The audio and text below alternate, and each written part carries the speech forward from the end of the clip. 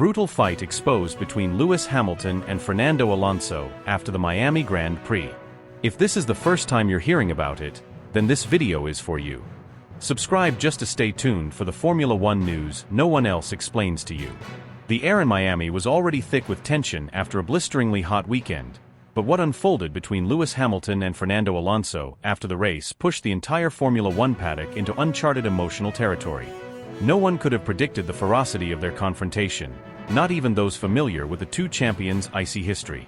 What started as a near-invisible incident during the chaos of the race's first second snowballed into one of the most volatile and emotionally charged disputes between two legends of the sport, one that erupted with such intensity that FIA officials were reportedly placed on alert for possible disciplinary action before either driver had even removed their helmets. It all began in a blink. As the lights dropped and the field thundered into turn one, Hamilton made what some might call a veteran's dive, others, a reckless gamble. He angled his car aggressively into the narrowest of spaces between Alonso's rear diffuser and the inside curb, a gap that existed for less than a heartbeat. Television cameras, focusing on the frontrunners, missed the critical milliseconds of the near contact, but telemetry data and team onboard footage later showed just how perilously close the two cars came to locking wheels at full throttle. Alonso had adjusted his line at the last moment, planning to cut back on exit for a stronger run into turn two, completely unaware that Hamilton had already committed to the inside. The Aston Martin swerved violently, the Mercedes twitched, and both miraculously emerged unscathed, but the psychological damage was instant and irreversible. Fernando's voice crackled with rage over the Aston Martin team radio. "That idiot nearly took us both out. Is he trying to kill me?" His tone wasn't theatrical, it was venomous. Mechanics listening back in the garage were stunned by the ferocity. Engineers looked at each other without speaking. Even Mike Crack, a man known for his calm under pressure, removed his headset and reportedly slammed a fist on the pit wall railing. Meanwhile, Hamilton gave his own perspective in clipped, restrained fury. "He moved at the last second," he told his engineer. "He saw me. He always knows. That was intentional. He wanted contact. He wanted drama." Subscribe just to stay tuned for the Formula One news no one else explains to you. What followed wasn't just another example of radio frustration. As the race unfolded, the tension between the two drivers rippled across strategy decisions. Both teams became hyper-focused on keeping them apart. Every pit stop was calculated with an undercurrent of paranoia. Alonso's team executed an early stop to avoid being undercut by Hamilton, while Mercedes delayed Hamilton stop slightly longer than planned to avoid any overlap. It was clear, no one wanted them wheel-to-wheel again. But the real explosion came after the race. When the checkered flag fell, Alonso, who had finished just behind Hamilton after a grueling final stint, didn't head to the cooldown room. He didn't speak to his engineers. He didn't do the usual routine of data debrief or media obligations. Instead, still in his fireproofs, he marched across the paddock toward the Mercedes motorhome. Spectators in the hospitality zone and several team employees caught sight of Alonso removing his gloves and unzipping his suit halfway, muttering furiously in Spanish, his eyes locked forward like a man on a mission. He ignored every call from his press officer. He didn't slow down. What happened next was partially captured on internal security cameras installed in the paddock corridor behind the Mercedes unit, a normally quiet area reserved for team members and close family. The footage, later reviewed by the FIA after multiple complaints were filed, showed Alonso entering the restricted Mercedes corridor and confronting Hamilton near the team's briefing room. The audio wasn't captured in full, but lip readers working for a European broadcaster later released a breakdown of the exchange. "You've lost your mind," Alonso allegedly said, jabbing a finger at Hamilton's chest. "You don't own the track." Hamilton, notably composed but visibly annoyed, replied with, "I made the move. You closed the door. Stop acting like the victim." Alonso then stepped forward, breaching Hamilton's personal space. His voice raised. "You want to crash again like in Spa? You haven't changed at all. You're still the same spoiled." At that moment, a Mercedes staffer stepped in between them. According to Paddock sources, both drivers raised their voices further, with Alonso switching to rapid Spanish and Hamilton replying firmly but icily. Though no punches were thrown, one report claimed Alonso slapped Hamilton's wrist away when Lewis tried to de-escalate the confrontation by lightly placing a hand on his shoulder. Subscribe just to stay tuned for the Formula One news no one else explains to you. The altercation was broken up within 40 seconds by security, but it left a trail of stunned silence. Witnesses described it as raw, ugly, and something that crossed every line of sportsmanship. Several team principals were briefed about the event almost immediately. Toto Wolff and Mike Crack were seen in an impromptu meeting with FIA race director Niels Wittig less than an hour later. Neither team released a public statement that night. Back in the garages, the mood was electric and divided. At Aston Martin, mechanics were overheard defending Alonso, calling Hamilton's move typical, while others on the Mercedes side shook their heads, calling the whole situation avoidable if Fernando wasn't playing games. The Paddock split down generational lines, those loyal to the old rivalries of 2007 reliving their memories of the McLaren Civil War, while younger staffers watched in disbelief, seeing their two childhood heroes turn into warring titans before their eyes. Social media erupted the moment rumors of the clash hit the airwaves. Clips of the near miss in Turn 1 flooded Twitter and Instagram, frame-by-frame analyses popping up within minutes. Former drivers weighed in within hours. Nico Rosberg, no stranger to Hamilton conflict, suggested on Sky Sports that Fernando always takes it personally when it's Lewis. Jenson Button, more diplomatic, called the situation a symptom of two alpha drivers refusing to back down. Meanwhile, Jacques Villeneuve went further, calling Alonso's actions embarrassing and desperate, sparking outrage from Alonso's fanbase. In the days that followed, more details emerged. Alonso skipped the first day of simulator work scheduled for Tuesday in Silverstone, citing personal reasons. Hamilton, on the other hand, showed up early for a scheduled promotional shoot, smiling but stone-faced when asked by media about Miami. "I think the footage speaks for itself," he said simply. When asked if the matter was resolved, he added, "I'm here to race. That's what I focus on. The rest is noise." Behind the scenes, the FIA considered issuing formal warnings, but ultimately backed down, opting instead for confidential reprimands and mandatory sit-downs with both teams at the next Grand Prix. But the damage had been done. The old war between Hamilton and Alonso wasn't just reignited, it had evolved into something darker, more personal. Not rivalry.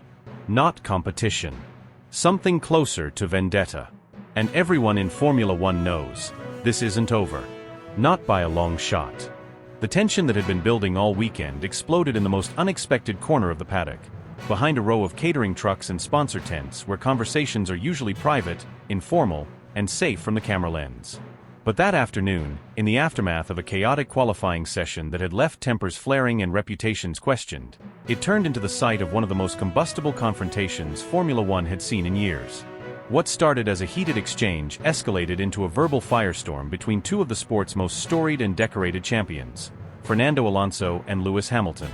What witnesses described was not a casual disagreement or strategic debrief gone wrong. It was raw, emotional, unfiltered, and deeply personal. Multiple individuals with direct visibility, including marketing staff, junior engineers, and even a former FIA consultant, confirmed that Alonso had cornered Hamilton just outside the temporary debrief tent shared by media partners and the FIA operations crew. What followed was a scene that shocked even seasoned insiders.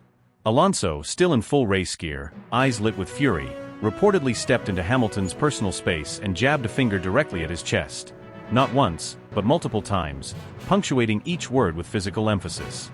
His voice, loud enough to echo off the metal panels of the nearby trailers, cut through the post-session noise like a siren. "You don't care anymore, that's the truth," he snapped, voice trembling with rage. "You think you're above the rest of us. That's dangerous, Lewis. That's arrogant driving. That move, what the hell was that?"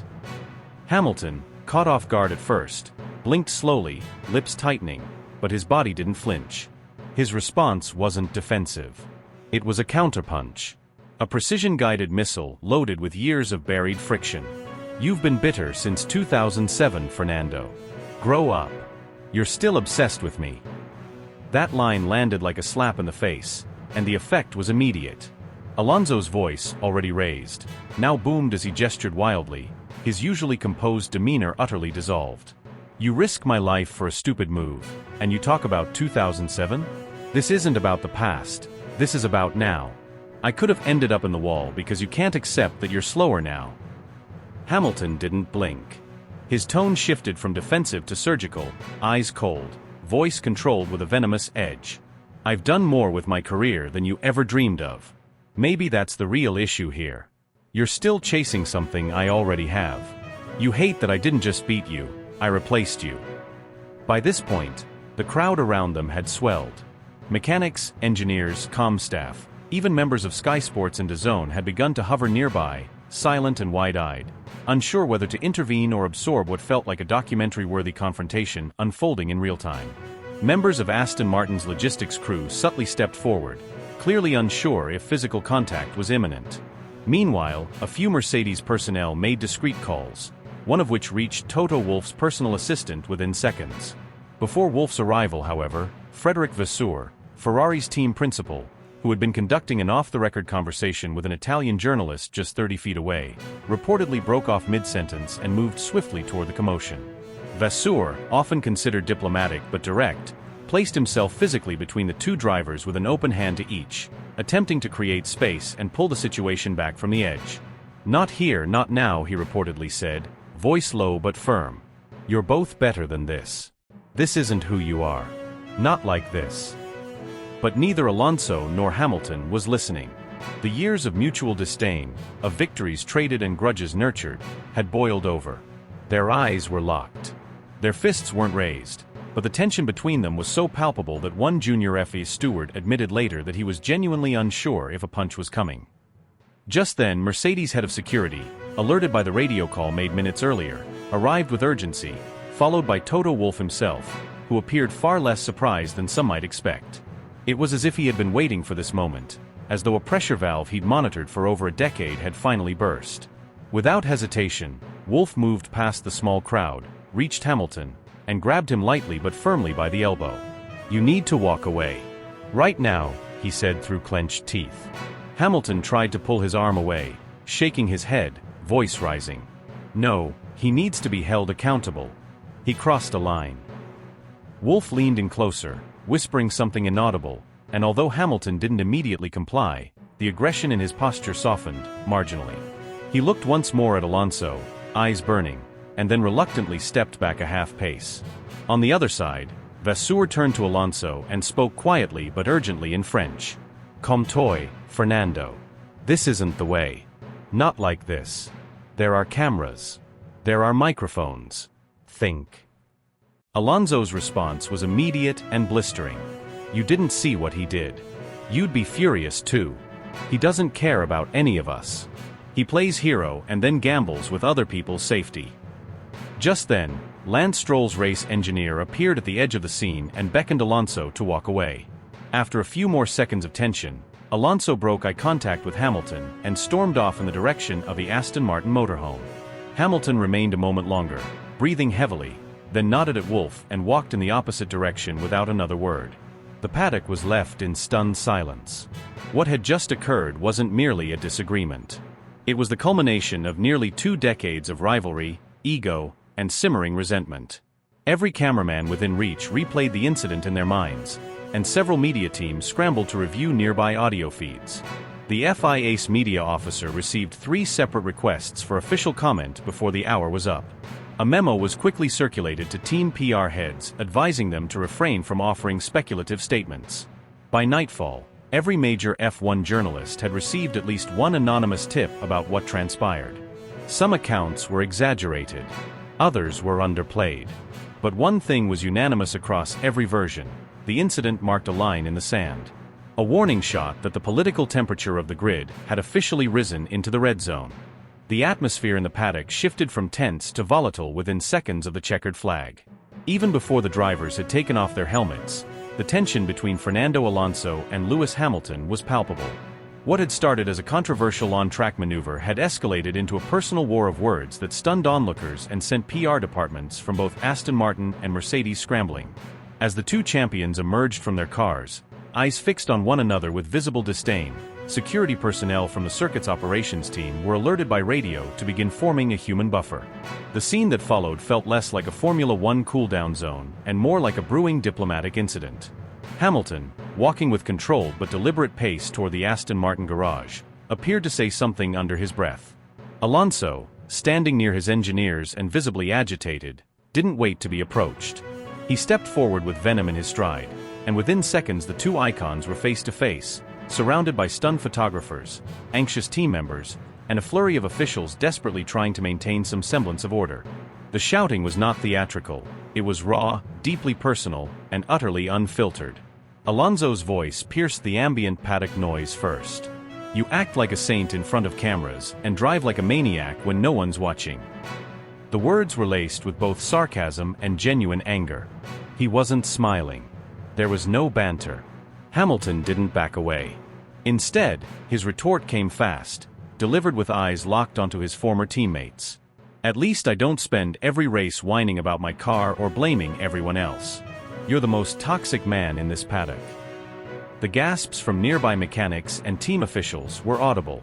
Several team radio engineers and data analysts who had followed the confrontation from behind sponsor booths said afterward they had never seen anything remotely as intense between two drivers in a hybrid era. The verbal barrage lasted for nearly 8 minutes, an eternity in paddock terms. There was no physical contact, but the animosity radiating from both drivers was so sharp it could be felt in the air. Aston Martin's team principal reportedly attempted to intervene but was waved off by Alonso, who refused to lower his voice. Mercedes team representatives had already begun ushering nearby press away, begging Sky Sports and F1 TV crew members to cut their live mics. A floor manager for an international broadcaster later admitted they were told to stop recording, although unofficial footage captured by a trackside security guard was already being whispered about in back channels. One FOM executive, speaking under anonymity, confessed that had even 10 seconds of that confrontation gone live, we'd be dealing with a global media storm 10 times bigger than anything Drive to Survive has ever manufactured. The fallout was immediate and ongoing. Hamilton, visibly seething, refused to attend the mandatory post-race driver debrief.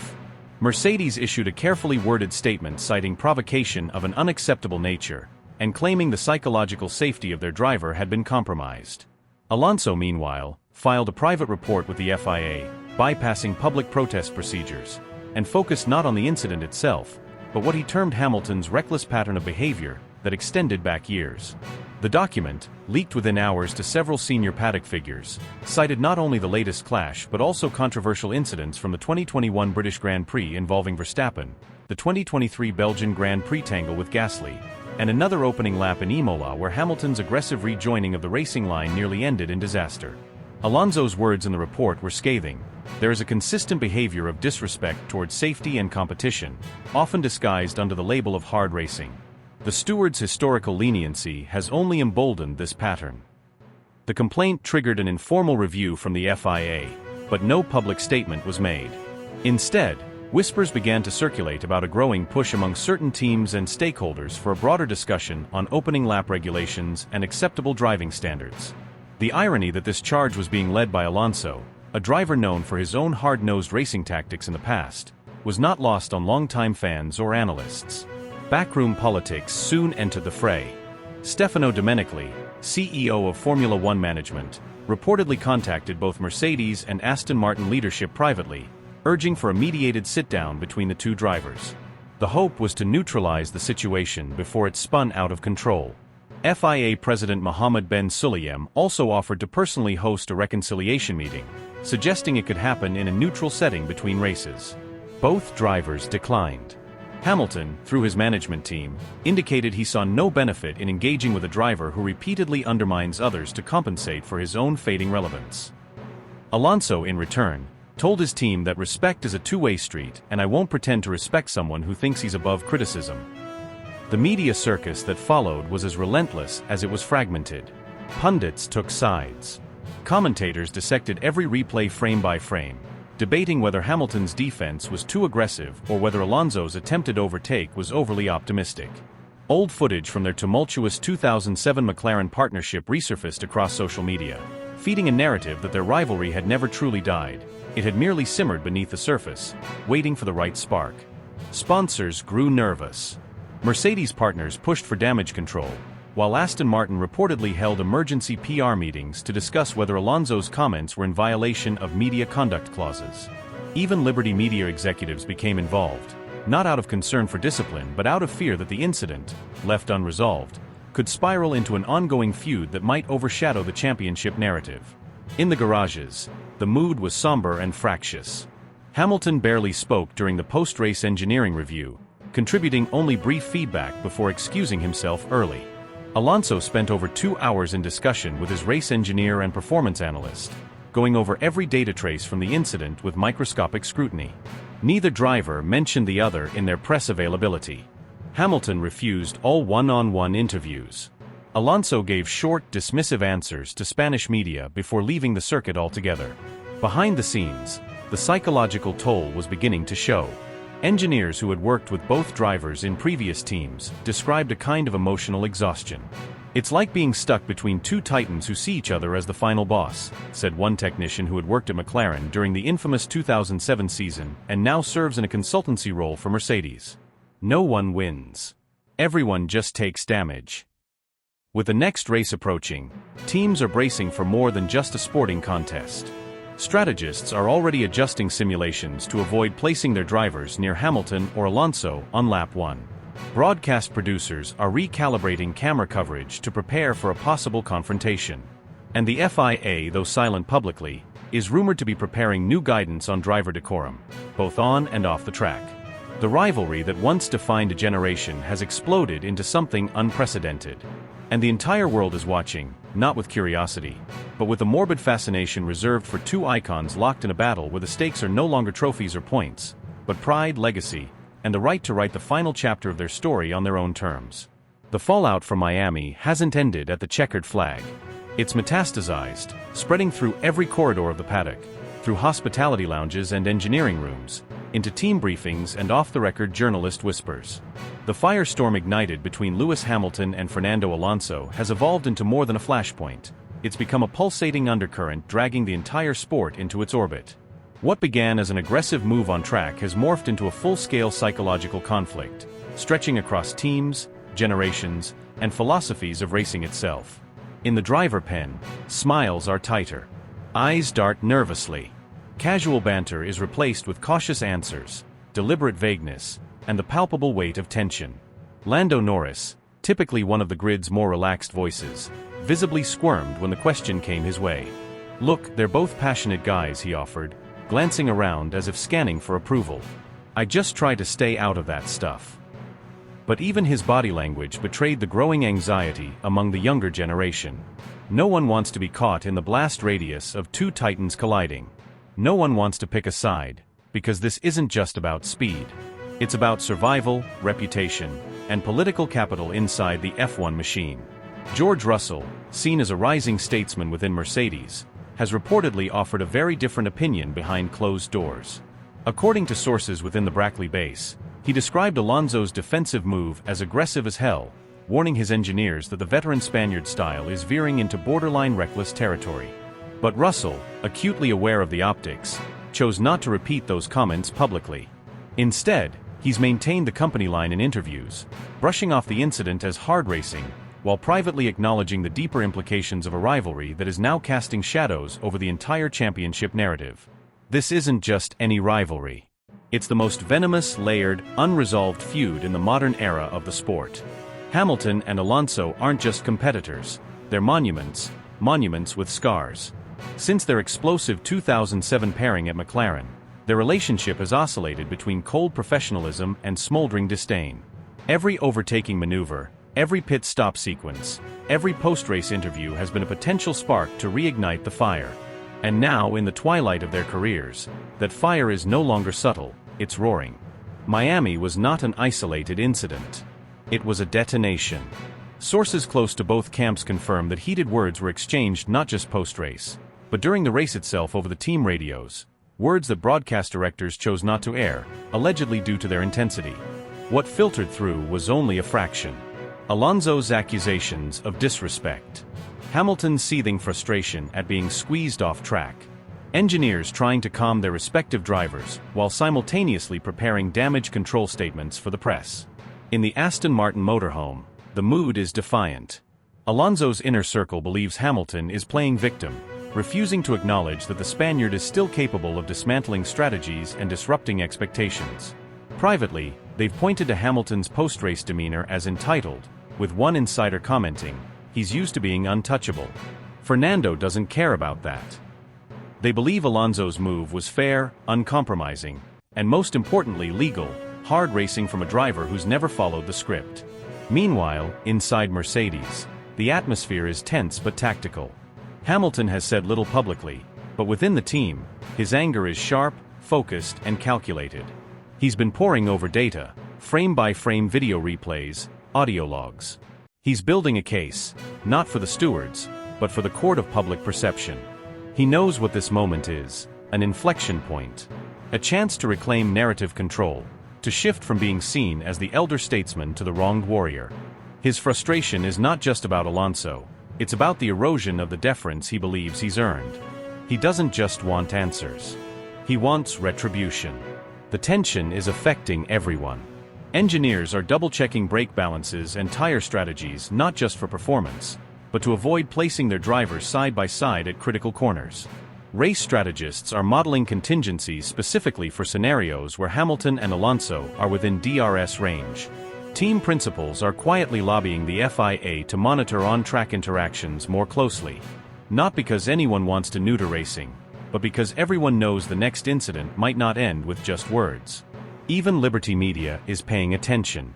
With global audiences now locked into the spiraling drama, the commercial rights holders are adjusting content strategies, instructing broadcast teams to lean into the rivalry. Camera feeds linger longer when the two share the screen. Graphics highlight past battles. Interviews are structured to provoke just enough reaction to keep the story alive without tipping it into chaos. It's entertainment gold, but also a powder keg. Sponsors are torn. On one hand, the engagement metrics are through the roof. Social media impressions, YouTube replays, and media coverage have tripled in the days since Miami. But behind closed doors, brand managers are nervous. Hamilton represents major global companies. Alonso carries decades of Spanish and international backing. Neither camp wants a PR nightmare. And yet neither driver is backing down. Not even a little. Younger drivers are feeling the squeeze.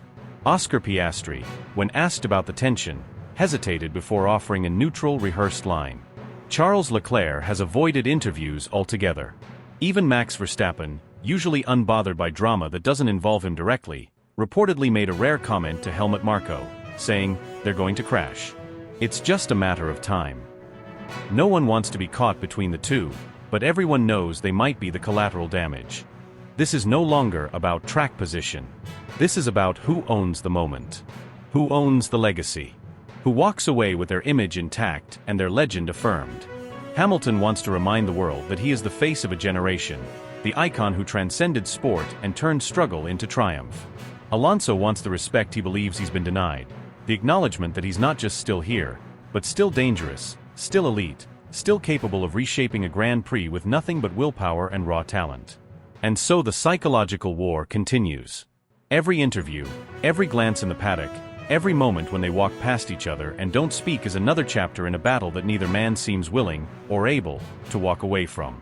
The past is not behind them.